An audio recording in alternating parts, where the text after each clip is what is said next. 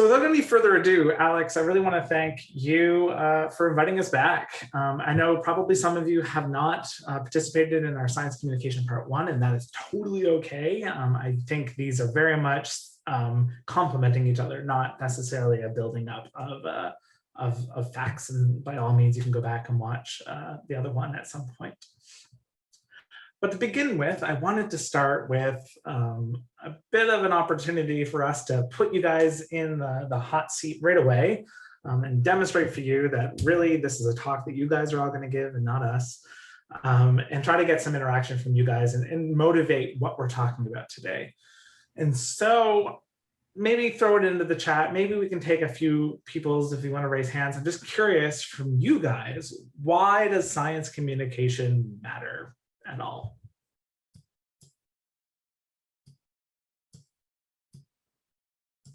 And I should note that we have lots to discuss today. And so I encourage that we get those little shy jitters out now, and then we'll just go all into raising your hand without hesitation in the future. But I saw Matt Rudd's hand go up first. I'm curious what you have to say. Yeah, finally my microphone works, I think. Can you confirm?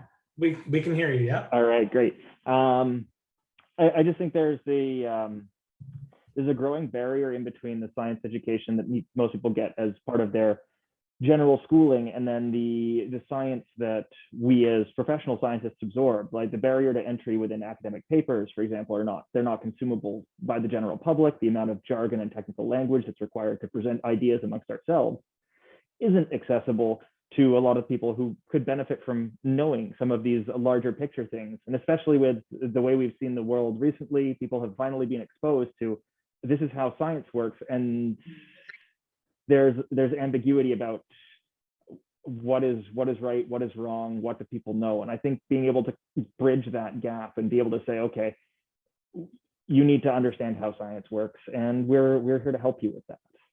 I think that's very important for that. I think that's a fantastic point, and it highlights one of the main themes I'm going to spend some time talking about today, which is the idea of knowing your audience. And trying to get this kind of word out to the public about what we're doing, we need those channels. We need to be improving the ways that we do the communication to the public.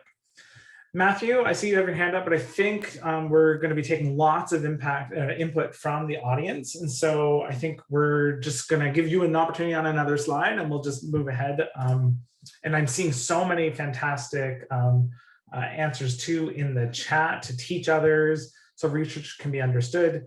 And I like that these are highlighting, there's different people that you want the research to be understood by, and giving access to science for diverse people. And so I think at the end, and I think somebody else wrote this, and you guys had so many answers, it's hard to go through all the chat. At the end of the day, science communication is important because it's how we disseminate the results. It's how we share the word of what we're doing. And it doesn't mean anything if we're not sharing it. And sharing it with the public, sharing it with our colleagues, sharing it with other scientists. And through this, like Matt was saying, is we want the public to find relevance in the science that we're doing, that this is a process that has merit. It's also a little bit self-serving. I think maybe a few people said this is you want to get your own kind of results out and get your work known. And ultimately, science works by communicating it and moving the whole field forward together.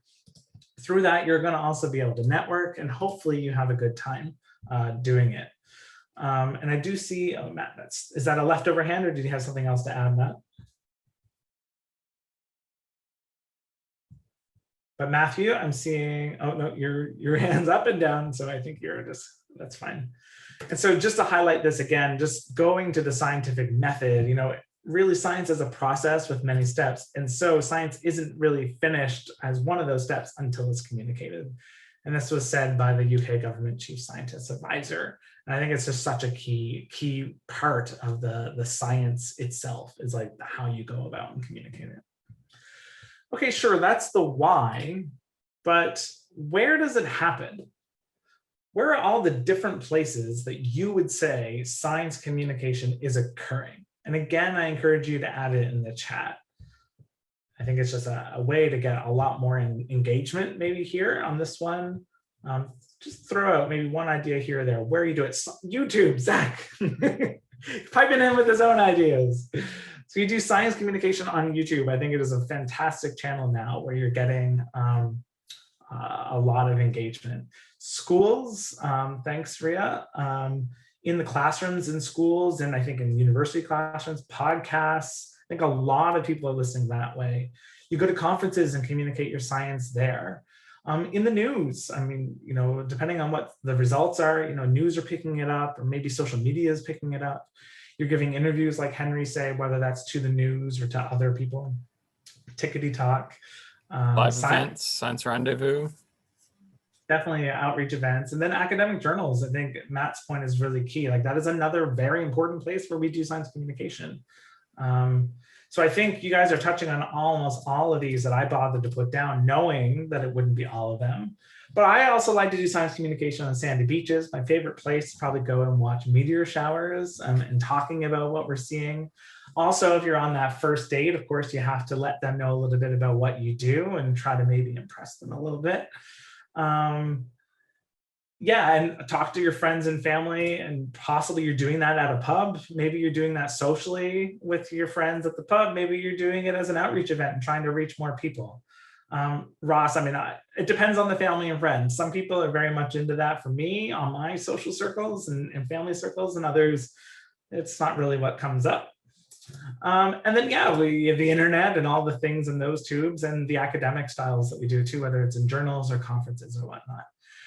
But the other side of this, I think, is how we do it. And, you know, I'm going to write a few of these here, but I think it's important to think about how, even in these different places where it happens, there's different ways, different media that we use for doing it. You know, maybe you're doing it primarily orally at a seminar, but probably not, right? I think it's been a while since I went to a seminar where literally there was no slides. It was just somebody standing at the dais and talking. Typically, they're bringing in visuals as well. Likewise, lectures orally, they're bringing in multimedia. If you're doing it in the classroom, especially a younger audience, but I encourage it for all audiences, maybe you're bringing cool demos to the grounds as well. At a sandy beach, you're probably doing it orally because you don't have a screen to look at, but maybe you're doing a little bit visually. That sand is such a good medium for drawing some cool figures in. If you're on a first date, maybe you're trying to do it a little romantically, and you know, however that means for you, but it's probably a little bit orally as well. At pubs, you're probably doing it orally. Maybe if you have those little napkins, you know, you're writing out little cool drawings on there. Of course, you're using multimedia and written. And so something we're trying to kind of just bring awareness to here is there's so many different ways that we also do science communication. Today, we're going to be focusing a little bit more, or I'm going to be focusing a little bit more kind of on the oral communication, but everything that we're saying ties into all the different media that we communicate. But then what actually is science communication? I'm just wondering, anybody want to raise your hand and let me know what to you is science communication? Or maybe throw it in the chat if that's your jam. I think it's a hard one. I think there's so many different ways to say it. And so what I'm going to put to you is just some questions. Is science communication just talking about your results? Is that science communication? Is it explaining your results and why they matter? Maybe it's just telling a colleague about the methods you use so that they can go off and do it too. I think science communication could be maybe training a student to work on the detector that you work on. You know, you're doing some mentorship. You're communicating the process that you use and maybe the steps they need to do. And as Matt highlighted, maybe it's trying to convince the public to get vaccinated. You know, I think all of these things are forms of science communication, and there's so many more. I think, you know, I think it's one of those things that's hard to define, but you can just think of so many examples of where you do it and how it has a role. So this is kind of acted to just prime us for the day. And so the plan for the rest of today, and of course I don't get to see the time. Yeah, there we go. is we're going to start by really focusing on knowing your audience. And I'm going to get you guys a little bit more interactive.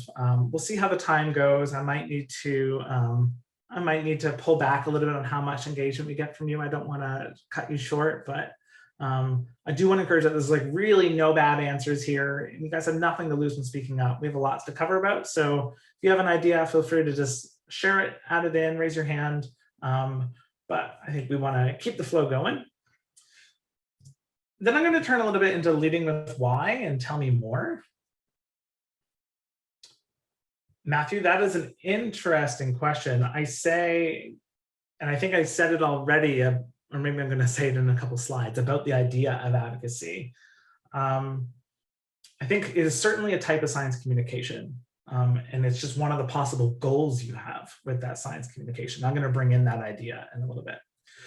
So after leading with why, I'm going to kind of paint a picture that Zach's going to pick up on. That's about the importance of narrative, and then how to communicate your science as a story. And then we're going to come back together and maybe just do a little bit of tips. And if there's time, we're going to do an activity where you guys get a little bit of opportunity to do your own communication. And if there's not time, we can just leave you with the activity. That's true. So I really want to start off by audience is key. I think it's always the most important that you think about. And the way to maybe convince you, if you're not already convinced, is just think about some of the different audiences you might do science communication with. Maybe it's with a bunch of school kids. Maybe it's undergrads in an undergraduate class, or maybe it's undergraduates at Frosh that you're trying to convince to come up to the observatory. Maybe it's a seminar, or you're getting maybe lots of engagement. Maybe it's a team meeting where you're talking with other people in your group, or maybe a visitor visiting your group. Or maybe it's a colloquium at a physics, or maybe geology, or one of these departments. And what I want to encourage you is to hope along the way is every single one of these audiences, you would have to completely change your approach. Matt already highlighted, like, journals are not written for undergrads. They're not written for people to read from the public. And we can argue about whether that's okay or not. I think there's a lot of inertia in the scientific community to avoid losing the jargon and making it more accessible. And I think there's arguments for and against that, but maybe there are other media that we can use to try to fill that gap. And so the first poll of the day, I'm just curious, here are a few audience I've highlighted, and maybe there's a few more, is which audience would you personally think you'd find the hardest to communicate with? And when I say communicate, I mean scientifically communicate with. And I'm just curious, this is just a bit of a gauge to see, what do you find the hardest and the most intimidating? I'm seeing those answers coming in. About half of you have answered now. Cool. We have about maybe a few more seconds. Last three of you out there, do you want to answer? Who do you think is the hardest answer to speak with? I think we'll give you 5 more seconds. Cool. So Zach, do you want to end that and share the results? Now, there's no right answer, obviously, here. What I'm trying to get a sense of is kind of the diversity, I think, that's with us. Obviously, you can only pick one. We chose it so you can only pick one. I wanted to see who your bane of your science communication is. But this is really interesting. Some people, it's really that scientific conference or seminar that you're giving that they find a bit intimidating or hard. Other people, it's talking to the public. I think that's really intimidating. How do you do that successfully? And you can stop sharing, Zach, but I don't want to lose the answers to this. And so I'm going to look at that later, because we're going to revisit the results from this. And so I just want to do a little bit of a painting a picture about talking about some of the things that are probably factoring in when you decide who you're talking to. And just think about a little bit, and maybe just what's going to be the right way to do this? I think I can, yeah, sure, I can do that. So what if you're you're communicating your science that you're doing to a team meeting? So everybody that does kind of research with you, or relatively common with you, what are your communication kind of goals? What at the end of that meeting or that communication, what are you hoping to achieve from that meeting? Maybe throw an idea or two in the chat. Maybe feel free to raise your hand.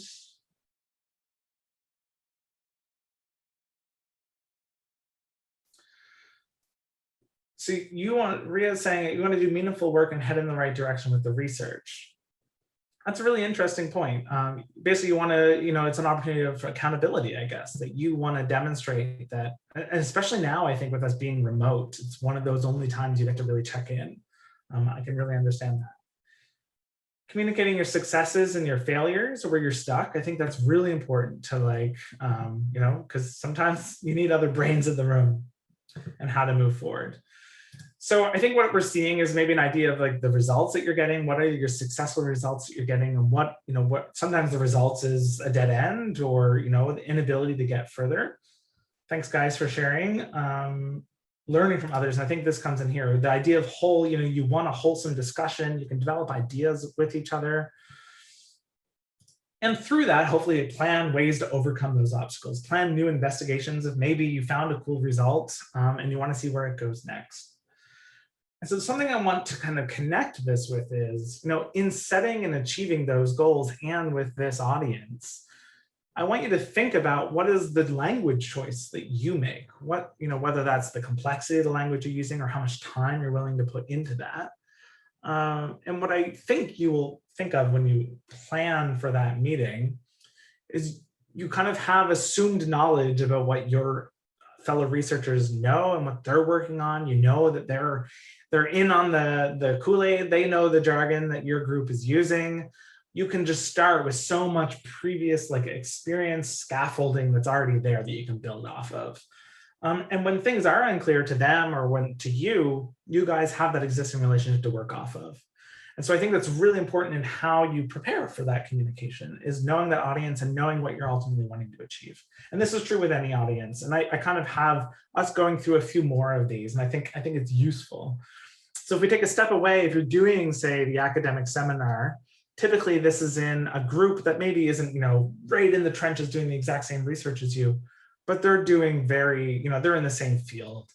And so there, your communication goals is likely to still convey results. You want to share with them what you're doing.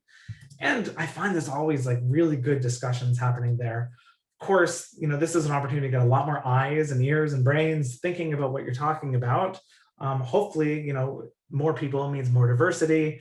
Ideally, your team has a bit of diversity too, so you're getting these different perspectives, but certainly the seminar is a key place to do that.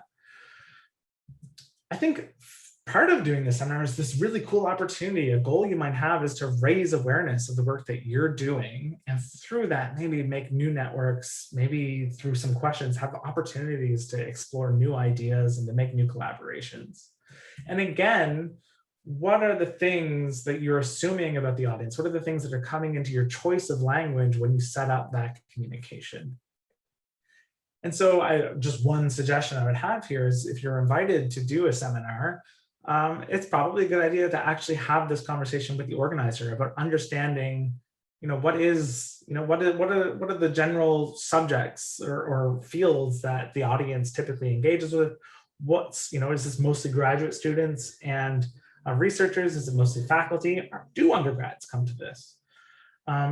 And also maybe you can look into the department you're going to, or if it's a conference, it's probably one of these mini meetings, exactly what other talks are happening in that seminar, the kind of audience that you're getting. And of course, you would then change the language that you're using in that communication to accommodate that audience and to achieve your communication goals. Zooming out a bit more, the colloquium, I think, is kind of the next generalized state, which is now you just kind of have a whole physics department, right? The communication goals are actually a bit different here. You still probably want to talk about the results that you do, but I find the colloquium is a weird opportunity to actually get some people particularly interested in what you're doing that have the freedom maybe in their career to pursue that. And certainly in a lot of departments, there's a lot of undergraduate presence at the colloquium.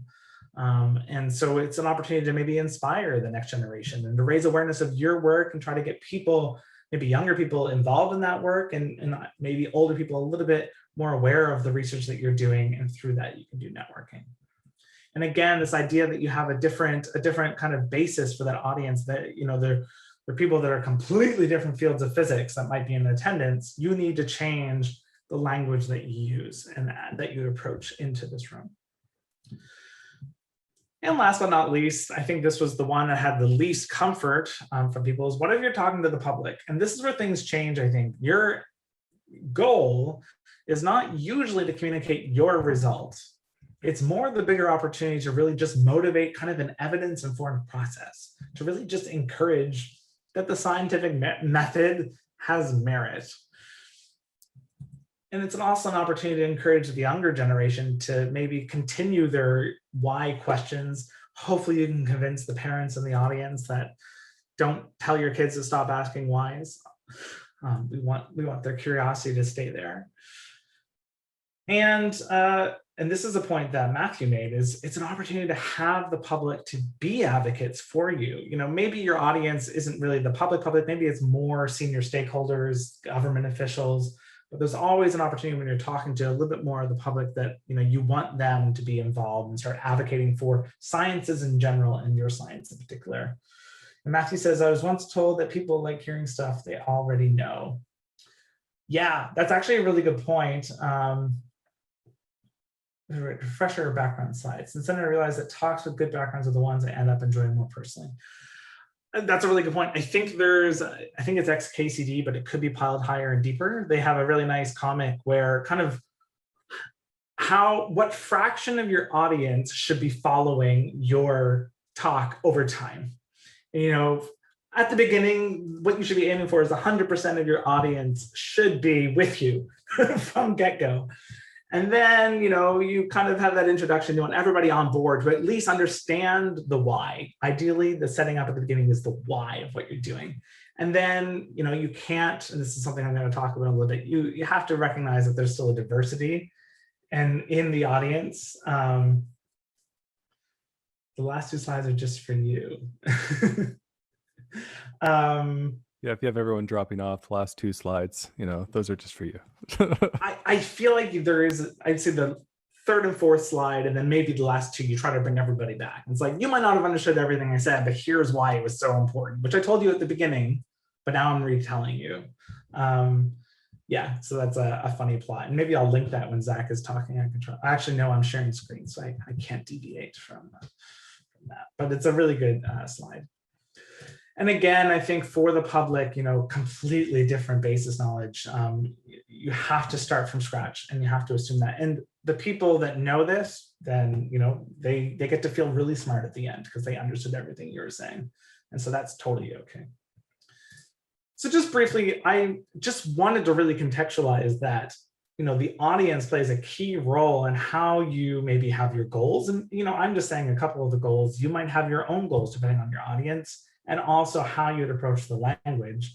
And, you know, I'm sure there's other audiences we didn't think about. Obviously, I already alluded to the recipient of your first date could be one of your audiences. So feel free to put in the chat about some other audiences that you would kind of see doing science communication with.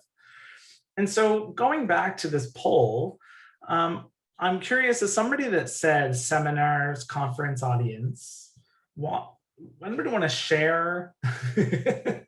Anybody want to share what it is about that audience that you think would be, or do you find to be, the hardest audience to speak to communicate with?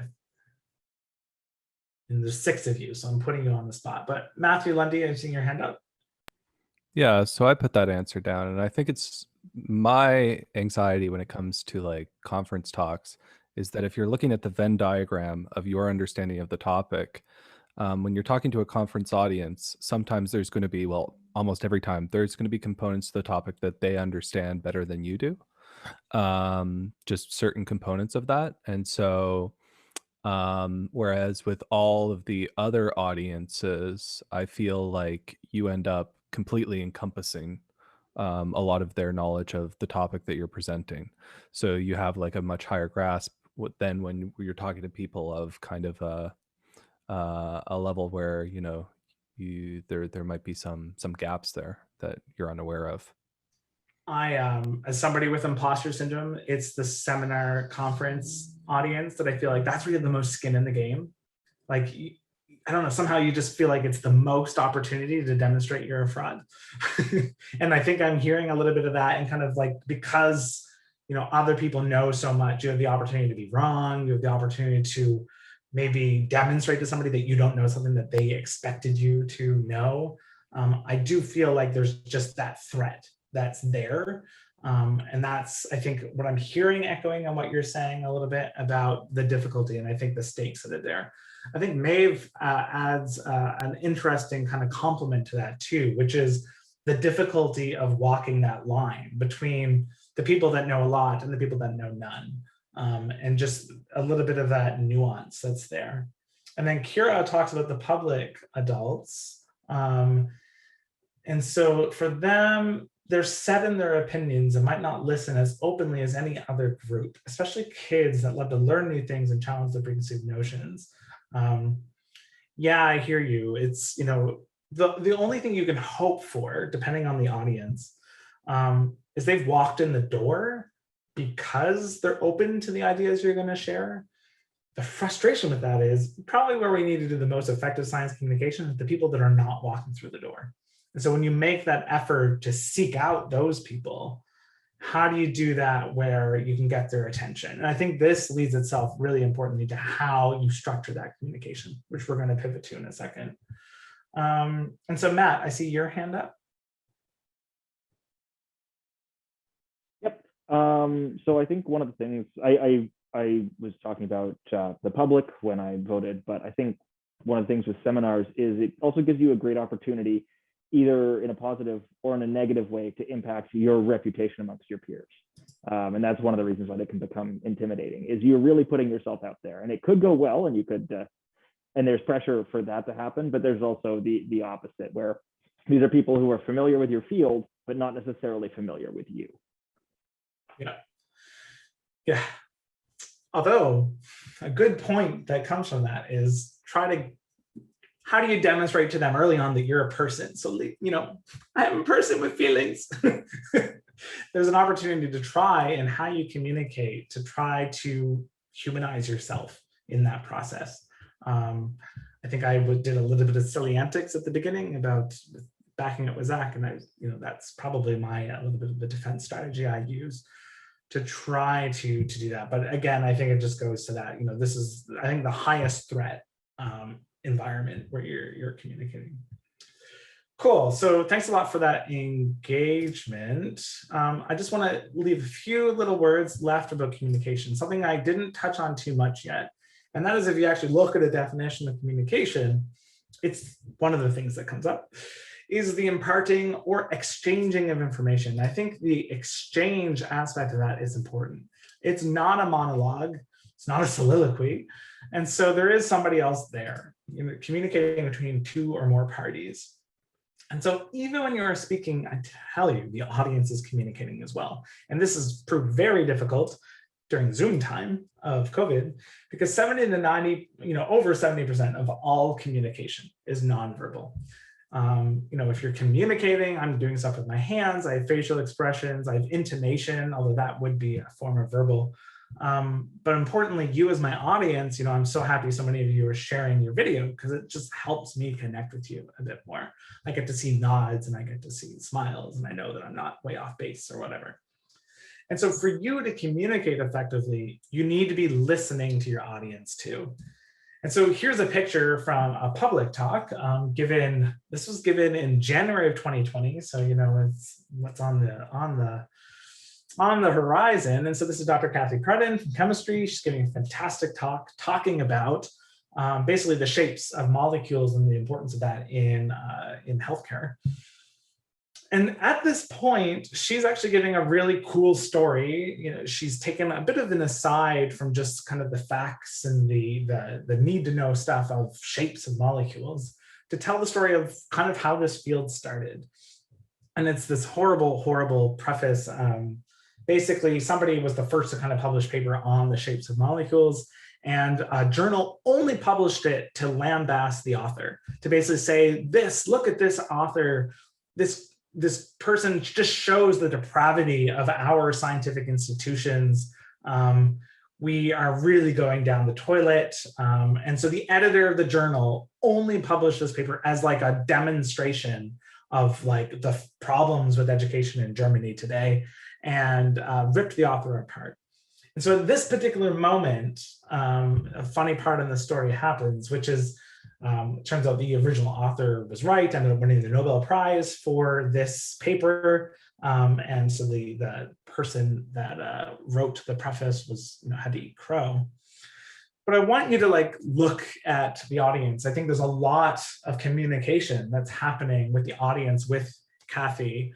I'm seeing a lot of smiles. I'm seeing multiple people, including myself, in almost simultaneously the same kind of reaction of raising our hands and clapping, and just like it's such a good story that we're connecting to.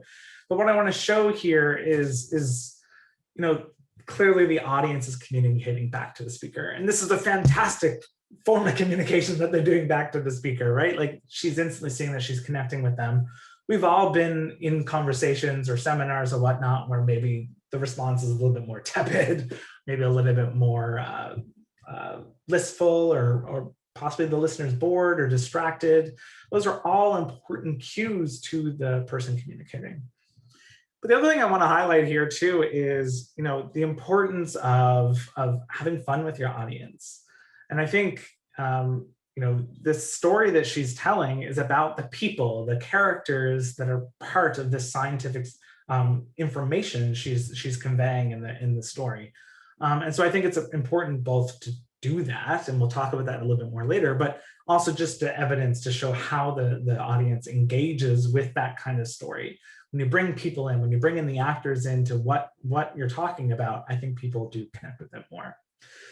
And ultimately, as a result of this, she has kind of humanized herself. She's demonstrated to the audience, like, I know that you are humans, and this is the kind of stuff that we engage in. They're showing that they're having a good time. That's going to reinforce Kathy as a speaker, and she's probably going to continue to be quite comfortable and engage very effectively as a communicator. So I want to do poll number 2, but before we launch it, Zach, I want to ask you, so you have 3 options you're going to get, and you're going to say, I'm asking you, who do you think the audience is for this bit of communication? And this is a quote from Dr. David Radford. He said, "We are doing some nuclear reaction using an ion beam, putting it on a target, and we are looking for the gamma rays that come out of this." So if you want to launch that, I'm just curious to all of you, which audience do you think he's speaking to?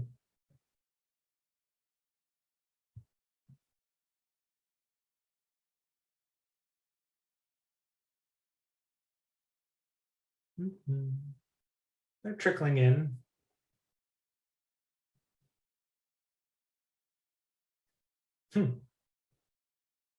Wish there was a way to show you kind of the history of this plot. Maybe a few more seconds. There's still 15% of you haven't responded. It's anonymous. You have nothing to lose.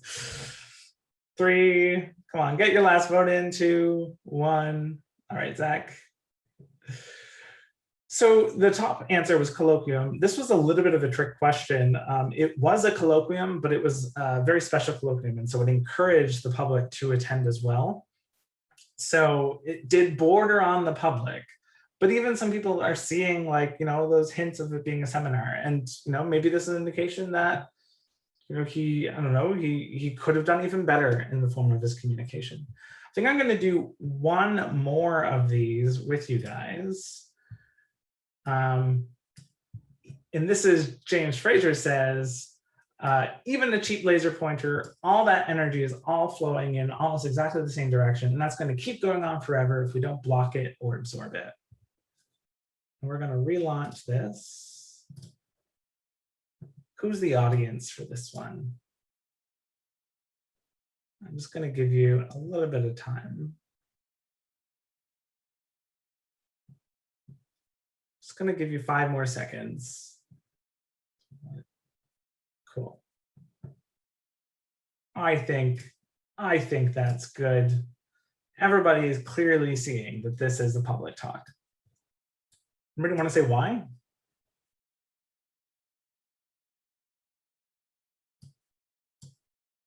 Or said another way, does anybody want to, how would you say this? How would you say this if it was for a seminar? I'm seeing no jargon, no jargon. Yeah, what I'm thinking is there's one word that comes to mind that basically summarizes about 90% of the words in this sentence, which to me is like collimated. I would use the word, if this was a seminar, I'd say, the photons are collimated into a narrow beam. And I'm just thinking like he's saying more words to make sure that it's accessible to people in normal life. Cool. And the last one I'm going to give, but we're not going to do a poll for this, is just, so this is your effective relativistic Lagrangian. So when you take the non-relativistic limit, there are a few observables that you can condense this interaction down into. And I trust that most of you would assume this is a seminar. And I think this is just highlighting this idea of kind of knowing your audience and how, going to the idea that I did of like time, of the importance of, the benefit of jargon is you can say a lot more with fewer words. And so if you're in a seminar, maybe there is value in using that. I think it is why we use it. I don't have to explain what an active galactic nuclei is. I can even just say AGN. The benefit of these jargon is it gets us so much further quicker. And that's what we try to be time effective in those seminars. Alrighty, so I'm going to switch gears a little bit. What we've been talking about so far is very much like just the, how do we kind of start the process? How do we approach an opportunity to do communication? Now, what's the communication itself? How can we effectively do the communication? And so we've said that, sure, there's some end goals. Maybe we want the audience to advocate for science. Maybe we want them to take away our results and then want to network with us. But at the heart of it, while communicating, the process of actually doing the communication, what are we striving for? It's ultimately to just be heard and to sustain the attention of the listener so that they want to keep listening. And so how are we going to do this? And this is what this idea, it was highlighted by Lorna Summers at the CAP meeting this year, this idea of like, tell me more. And the benefit of telling me more, if you want the audience kind of thinking that, tell me more, it means that you've piqued their curiosity. And so you should really be planning your communication around that central idea. Why should that audience care? Obviously, and this is why I started by talking about audiences first. To be able to say why that audience should care, you have to be able to connect to that audience. You have to have a bit of empathy, to empathize with them, to understand where they're coming from so you can meet them where they are and plan appropriately. And we've certainly swept this under the rug so far, but you have to accommodate the diversity that's within that audience. We've certainly talked like the public adults are all uniform, and they're not, different. Some people go to conferences and some people don't. And I think, you need to kind of make sure you're accessible to everybody that isn't attending.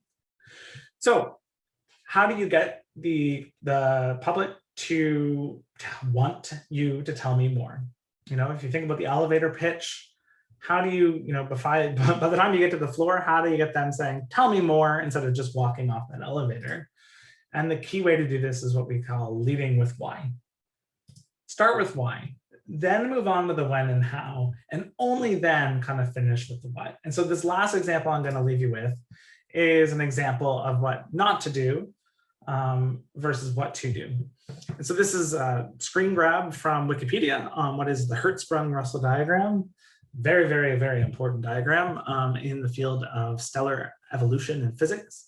And I'm just going to read it. The Hertzsprung-Russell diagram, abbreviated as blah, blah, blah, is a scatter plot of stars showing the relationship between the stars' absolute magnitudes or luminosities versus their stellar classifications or effective temperatures. The diagram was created independently around 1910 by Edner Hertzsprung and Henry Norris Russell, and represented a major step towards an understanding of stellar evolution. Now, I'm going to kind of frame this exercise in the context of a public communication. And obviously, this is Wikipedia, it's an encyclopedia, like this is fine for that audience. But if you wanted to communicate maybe to the public, maybe you're giving a talk about stars. And if you're talking about stars and stellar evolution, you're probably going to have HR diagrams in your talk. And if you want to, accommodate everybody that's in your audience, you probably want to make sure they understand this.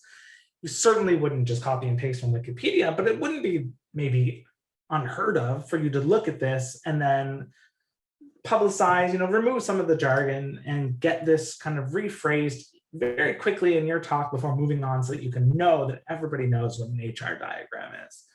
And you might say something like, the Hertzsprung-Russell diagram is a plot of stars showing the relationship between their brightness and their surface temperature. The diagram was created separately around 1910 by Edmund Hertzsprung and Henry Norris Russell and was a major step in our understanding of stars.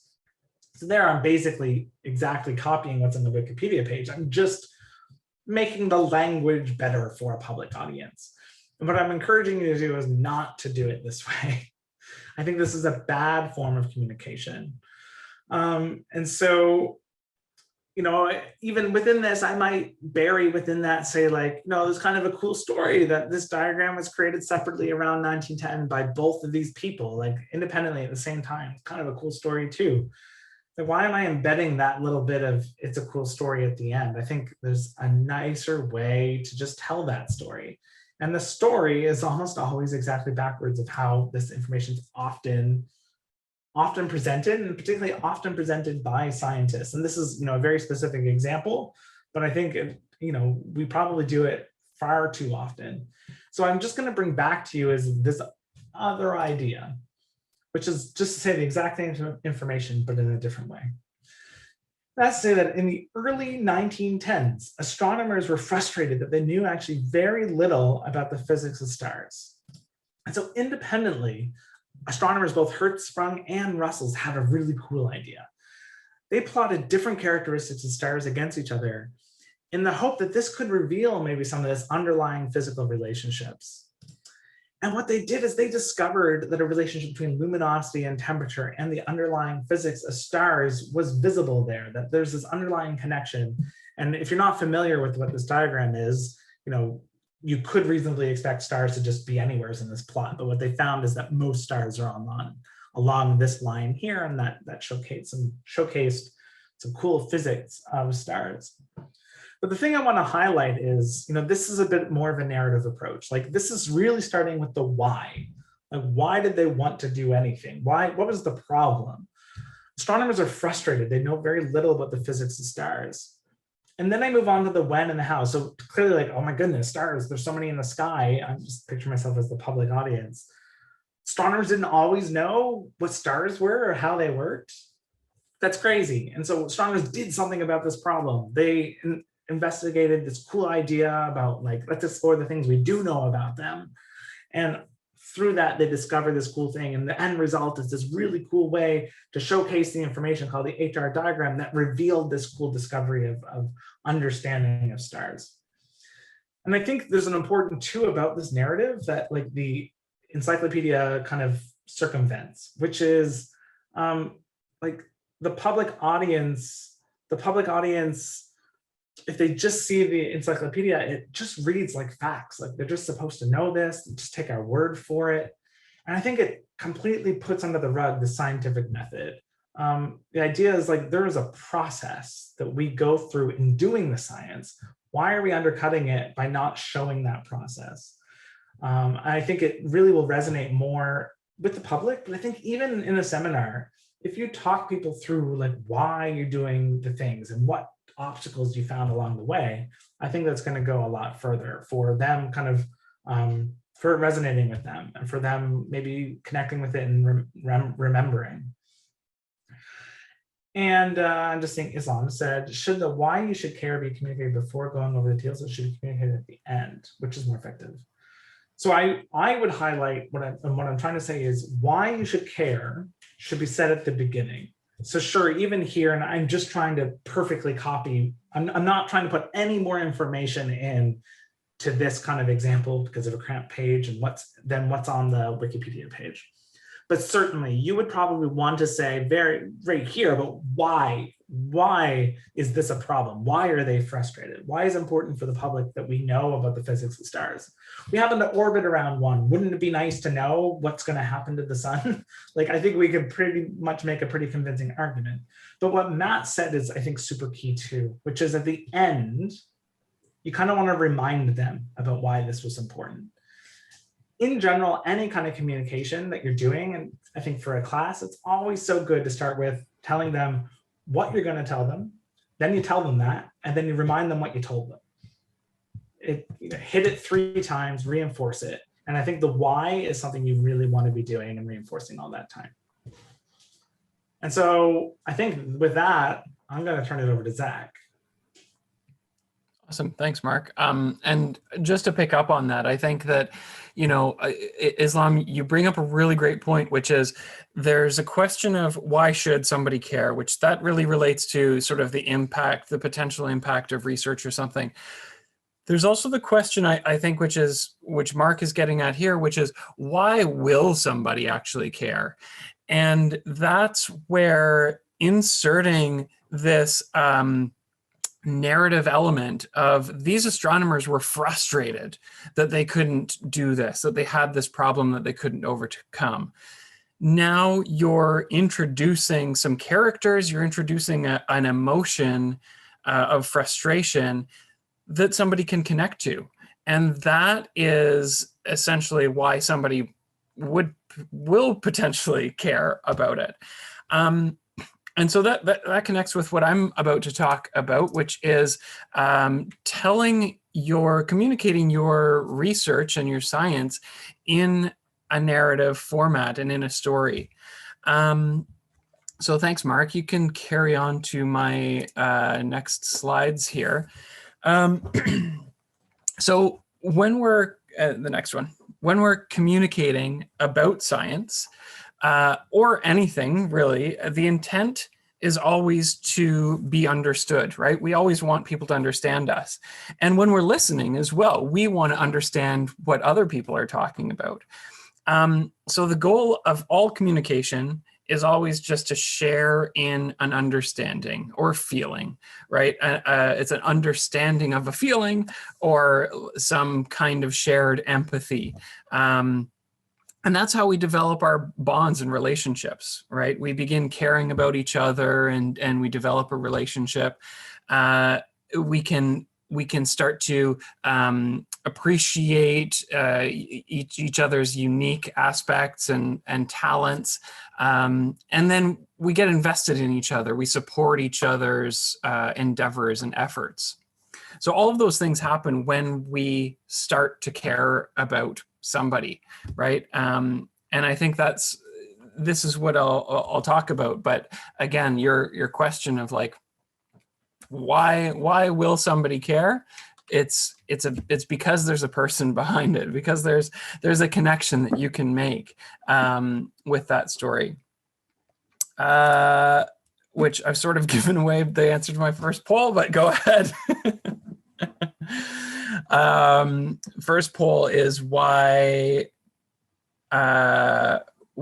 do we start to care about a subject? So think about a subject that you don't really know anything about, and how do you begin to engage in that content? Is the poll up, Mark? There we go. Sorry, it was telling me relaunch, but I didn't think we had done this one before, so I was confused. I think it's all the same poll. Yeah, so I'm seeing people are responding to this, and yeah, it's about making a personal connection or relationship to the content. The other two are kind of like trick answers. They also relate personally, right? They also have some kind of personal meaning, but essentially it's all about getting your listener to care about what you're doing. Your content has to matter to them. So why does the story work? Well, stories work because they hook us in, right? They capture our imaginations and they capture our emotions. They give us something to latch onto. They allow us to connect with a character and care about them and empathize with their struggle. So think about telling your best friend about your research for the first time, right? You know them very well. You know how their eyes will glaze over if you start talking about muons and gluons. You need to grab their attention, right? So you say something drastic happened. It had an impact on me and my research team. But I acted quickly and I solved the problem and developed a solution. Right, you go into story mode. That's how you grab them in. That's how you bring them into the thing that you want them to care about. So telling stories is how we deepen that understanding with each other. There's a quote here by this motivational speaker. He's kind of a silly guy, but he has some good quotes. So you're here because you've seen something and does something that others want to hear about. So this is just something to remember, right? When you are telling your story, people want to hear it from you, right? They want to hear your perspective. You're the Neo of your own story. You do amazing work and people want in on that. So just let them in. Tell your story and let them in. So how do we tell our science stories? Well, this is the big question, right? This is where we really get into like, okay, well, how do I do that? I'm not a storyteller. One of the ways here is that we can think about our research group as the characters in the story. We can start to think about, ourselves as the main character in our story. We have our supporting cast of characters behind us that we can refer to and that, maybe come in and out of the story. Did anybody from your research group, come and go throughout the duration of the project? What effect did that have on the team or on the research itself?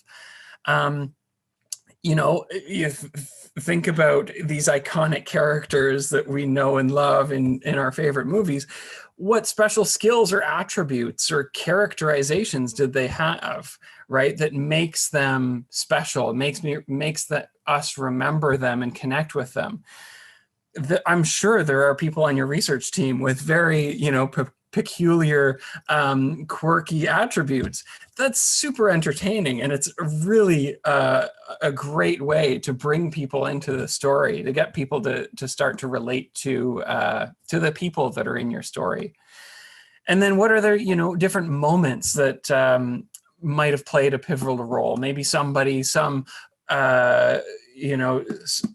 sage-like character might have come in and given some advice, which was maybe a turning point for you or for your team.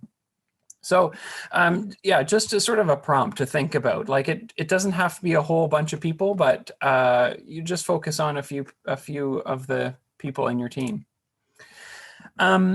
So here's my next poll is out of these options here, what do you think the best way to sort of open your open with, right? You start by telling somebody, you want to tell somebody about your science. How do you start by telling them? And I'm getting some really interesting, varied answers here. So I will give it a few more seconds for some more people to answer. Yeah, I'll give a couple more. Sure, we can probably cap it.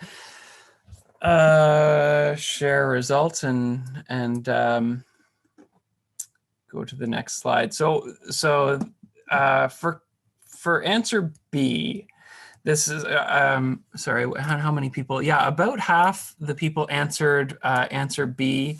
So for this answer, it's what we're trying to do here with this, right, is we're trying to make something personally relevant to people. We believe we know them or know how their interests work, and that this is something that they'll care about, that we're offering them this. But what we're actually doing when we say something like this is that we are telling them that they should care about something. And if they don't, there's nothing else to actually engage them. We're just saying, here, you should care about this. And this slide is from The Day After Tomorrow, where the professor is pitching the climate crisis to the administration. And they don't care about it, even though he thinks that they should, because it is very relevant to them. Answer C is along these same lines. Did you hear about the new physics discovery? Again, we're asking somebody to engage, but not actually giving any narrative to participate in. So interestingly, only 2 of you answered answer A, which in my opinion is the most effective answer here. I read about an exciting new physics discovery. I kind of played it down a little bit, but what we're doing here, it may sound a bit corny, but it is actually quite effective. So yes, there is a new physics discovery. That's what I want to talk to you about. But what I'm telling you is that I'm excited, right? So I'm sharing my own perspective and my own emotions, my own connection to the thing that I want to tell you about. And right away, I'm telling you a story, right? I'm telling you a story about me and my excitement. So you could say something like, there's a new physics discovery that's really exciting. It's got my whole research team thinking about some of our key assumptions. And, I don't know what will happen, but it's very exciting. And it could mean that our research, gets a big boost or goes in a different direction. Totally hooked, right? You've got the personal connection and all of that excitement and emotion tied to the thing that you want to talk about. So obviously the way that you actually tell your story will be much more specific and about you and your own research and your own experiences. But we may not be all master storytellers. So how do we do this, right? Well, luckily there are some very tried and tested storytelling formats, such as the 3-act story. And I'll get into a bit more detail, but the 3-act story, Act 1, problem, introduction, Act 2, solutions, Act 3, value, impact, resolutions. So Act 1, this is where we want to set the stage. We're setting the stage by introducing our characters, yourself, your research team. You're also introducing some of the background for what your research team does, what your routine is, how you kind of operate in your lab. You're underground, you're a theorist, you're at the chalkboard, whatever that is, right? And what you're doing here is you're leading up to what in the story format is called the inciting incident. And this is something that changes the direction, right? So again, now we have our characters, we have some context, and now we're going to build a story. There's some kind of new direction that we're going to take. And this leads us into Act 2, where we are telling the story of what happened. So there's some new direction that we're taking. We're talking about all of our ups and downs in this sort of part of the story, right? So you take your research story, and this is what you are doing with your team to build towards solutions, right? You're encountering maybe different obstacles or challenges. You have to work together as a team. Maybe one person brings in like this really cool insight, which builds you up to a moment where you think you're you're very excited about something and maybe there's more obstacles. So this is the up and down. This is the main part of a story. This is where it all happens, really. But then we also move on to Act 3, which, as I mentioned, is just sort of the resolution, right? This is the end of your story. It's what we're doing here now is your audience has followed you on your scientific adventure. They know you, they know your team, and they care about the people that are involved in your story. They're happy that you have seemed to come to some kind of resolution, and there's a bit of relief there that you're now telling the story instead of living it. You're here to share this with us. But there's also a key moment here where, as Mark mentioned earlier, we have to remind people of what it is that they should care about, why the whole story was worth listening to. Aside from, it being so dramatic and exciting, you couldn't tear your eyes away, what is really impactful that they are going to take away and keep thinking about and tell me more. What are you want people to come up to you after your talk or send you an email after the conference and say, hey, like, that was really exciting. Like, it made me think about this and this. And, and so this is really the opportunity to do that, to leave your audience with the impacts, the possibilities, or the new questions potentially that might have opened up since you've gone through this research process.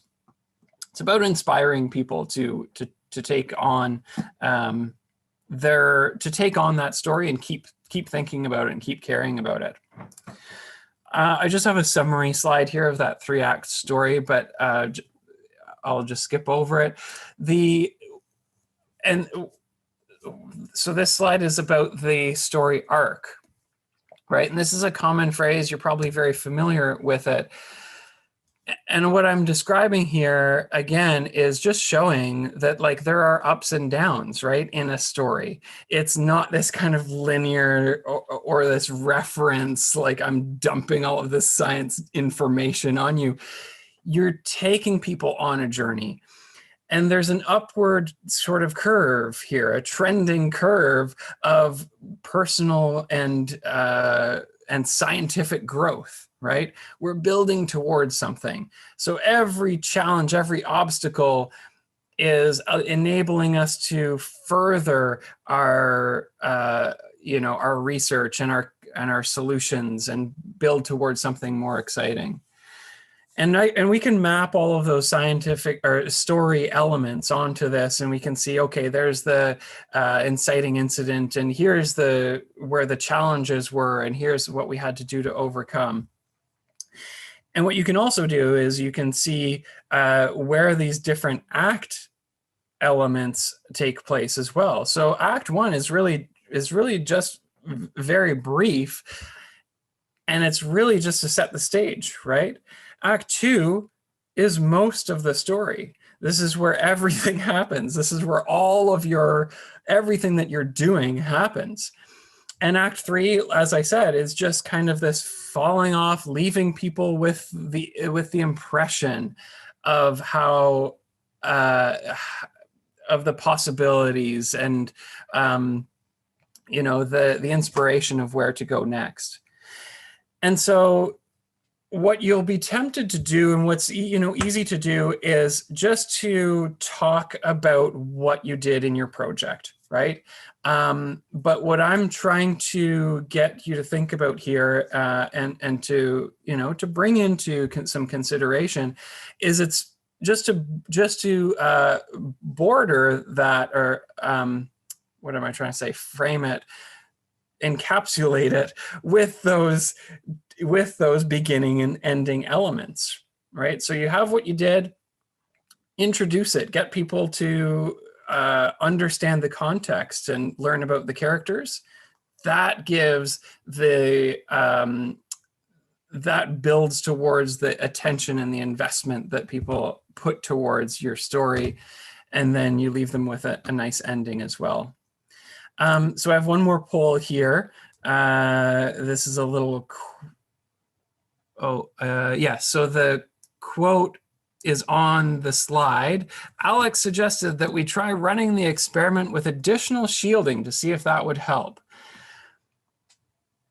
And I'm getting all the correct answers. Very good, very good. So of course this is, somebody thinks this is part of Act 1. That's okay. This is part of Act 2, right? So we're talking about what we're actually doing to build towards the solution. So thanks, Mark. You can share that.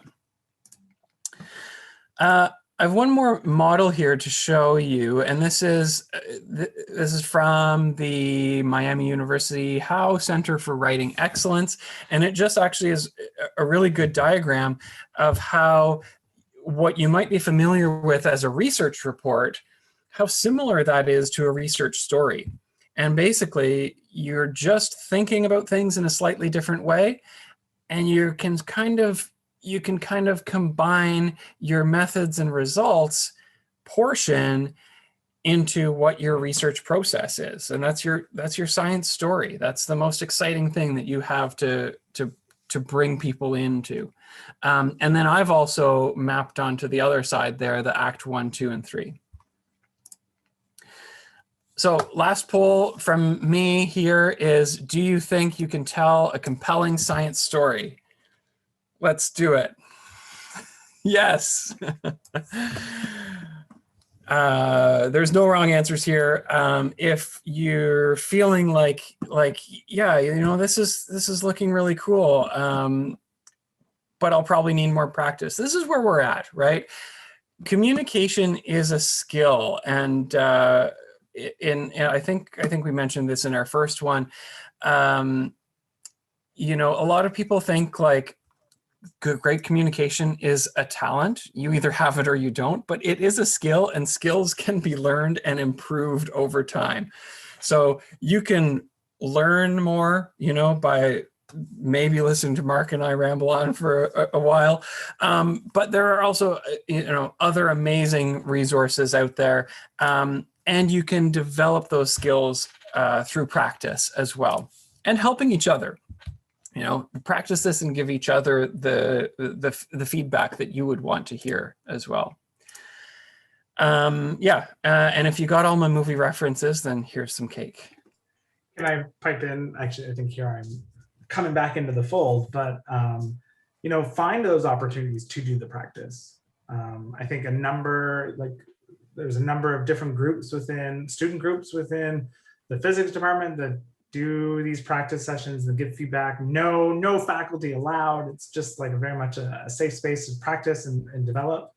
And ultimately, it's, you know, by doing it, you're going to find those.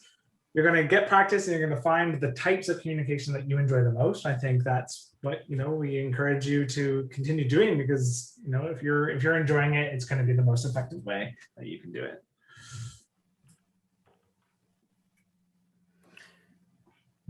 So we have some tips and tricks here to leave you with. I think Mark's got the first one here. Yeah, the first thing, you know, these are just a few to kind of just parting wisdoms that kind of don't really belong in any of the stuff we talked about, although there's lots of connections.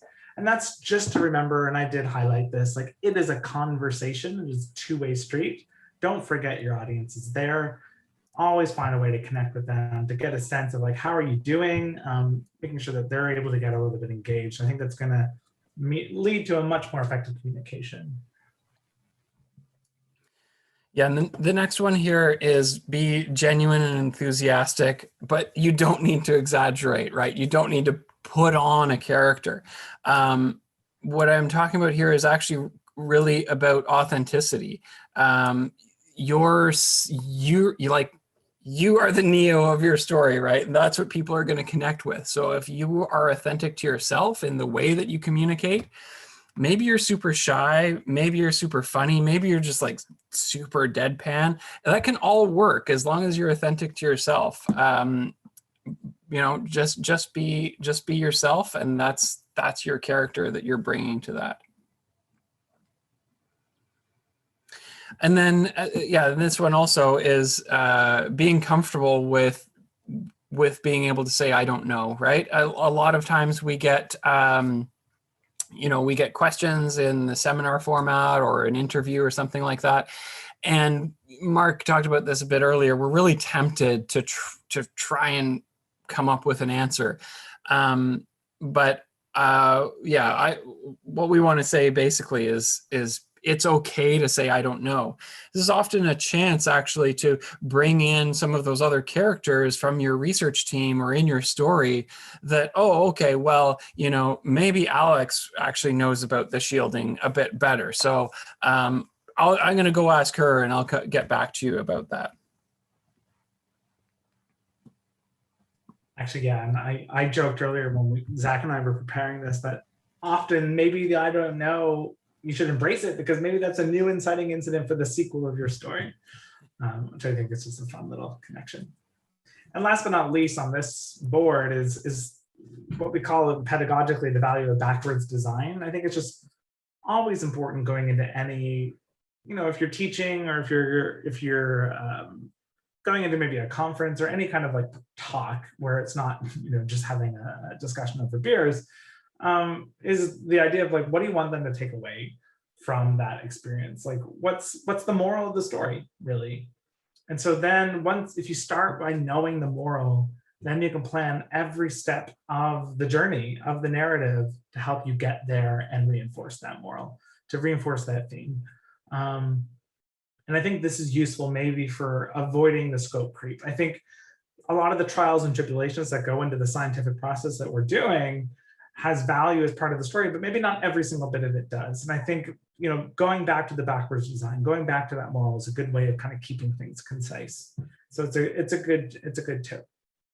And of course we missed some. So I don't know if anybody has other things that they want to share, like some really good successful methods or tips that they recommend for doing science communication. Feel free to put them in the chat or raise your hand.